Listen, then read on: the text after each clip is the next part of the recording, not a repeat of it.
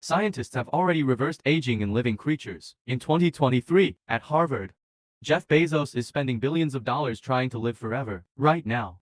And scientists believe the first person to live to 1,000 years old is already alive today. So, what if you never died?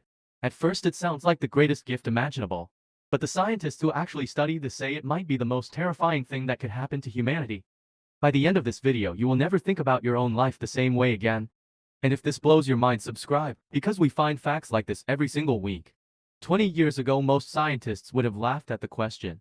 Today, they are not laughing. In 2023, researchers at Harvard successfully reversed aging in mice by resetting their cells to a younger state. The mice did not just slow their aging, they got biologically younger. In California, a company called Altos Labs raised $3 billion with one single goal: reversing human aging completely. Jeff Bezos is one of the investors. Google launched a company called Calico dedicated entirely to solving death. Solving death. Those two words together would have sounded insane a generation ago. Today, they are a billion-dollar industry. Scientists now believe the first person to live to 1,000 years old may already be alive today. Not 200, not 300, 1,000 years old.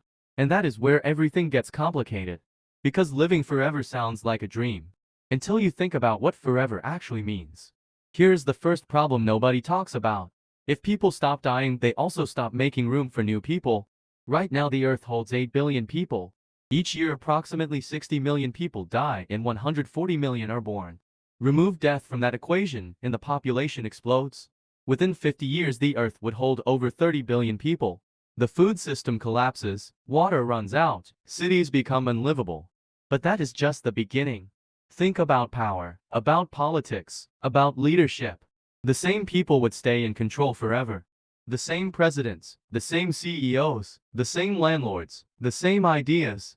The philosopher Max More calls this the dinosaur problem. Old powerful people who never leave, blocking everything new from growing. Progress itself could slow to a stop. Because progress throughout all of human history has been powered by one engine. New generations replacing old ones.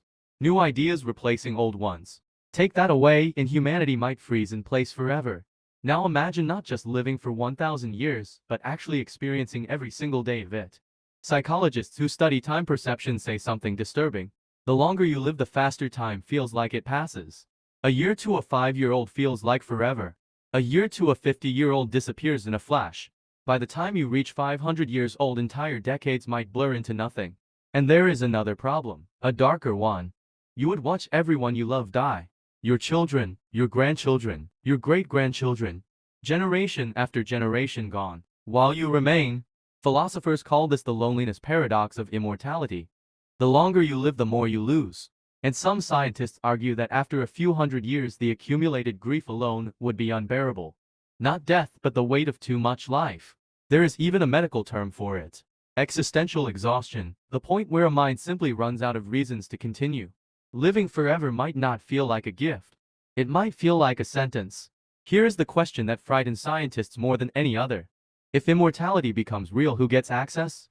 Right now, anti-aging research is funded almost entirely by billionaires. Jeff Bezos, Larry Ellison, Peter Thiel. The richest people on Earth are spending billions to make themselves live longer, not humanity, themselves. Imagine a world where the wealthy live for thousands of years and everyone else lives and dies as normal. The gap between rich and poor would not just be money anymore. It would be time itself. An immortal class and a mortal class. Two different species sharing the same planet. History tells us what happens when one group has infinite power and the other has none. It does not end well. Some philosophers argue that immortality without equality would be the end of civilization as we know it. Not with a bang, not with a war, but with a slow permanent division of humanity into those who end and those who don't. But here is where the story changes direction. Because not everyone who studies immortality fears it. Some of the world's greatest thinkers believe extended life could be the greatest thing that ever happened to humanity. Think about what we lose every single year. Scientists who spent decades building expertise gone. Artists at the peak of their craft gone. Surgeons who have performed 50,000 operations gone. We spend the first 25 years of a person's life just teaching them the basics. And then, after maybe 40 or 50 years of actual contribution, they disappear. Imagine a doctor who has been practicing medicine for 500 years. A scientist who has been working on a single problem for 3 centuries. An architect who has watched entire cities rise and fall and learned from all of it. The depth of human knowledge could reach levels we cannot even imagine today. Cancer might be cured, climate change solved, poverty ended. Not because we got smarter, but because we finally had enough time to finish what we started. Time is the one resource humanity has always been running out of. What if we finally had enough of it? And yet there is one argument for death that nobody wants to hear. Death is what makes life meaningful. Think about the things that move you most deeply. A sunset, a last conversation, a final goodbye. They are powerful precisely because they end. A song that played forever would stop being beautiful. A meal that never ended would stop being satisfying. And a life that never ended might stop feeling like a life at all. The philosopher Martin Heidegger spent his entire career arguing that death is not humanity's greatest enemy. It is humanity's greatest teacher. Because knowing you will die forces you to choose what matters, who matters, what to do with the time you have. Without that pressure, without that deadline, would any of us choose at all? Or would we simply drift forever, never committing to anything because there is always more time? The greatest paintings, the greatest music, the greatest discoveries, all created by people who knew their time was limited. So should humans live forever? The answer is not yes or no. It is something far more complicated. Because immortality would give us everything we always wanted: time, knowledge, experience. And take away everything that made us want those things in the first place. We want to live forever because we fear running out of time. But it might be exactly that fear, that running out, that makes every moment worth living. The question is not whether you want to live forever. The question is, what are you doing with the time you already have?